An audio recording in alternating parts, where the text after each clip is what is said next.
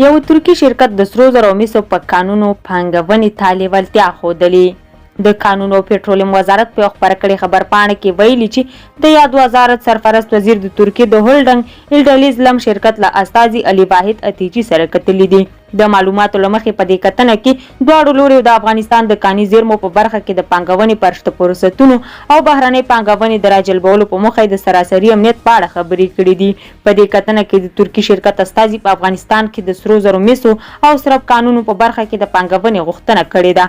د کانونو او پټرولیم وزارت سرپرست ویلي چې د امنیت په ټینګښت سره د افغانستان د قانونو په برخه کې د پانګونې لپاره ډېر فرصتونه رامنځته شوي او اوس مهال په کندوز او فاریاب کې د سرو زرو لوی پروژې د پانګونې لپاره اعلان ته سپارل شوي دي. رملتیا مو نړۍ مننه، ښه وخت ولرئ.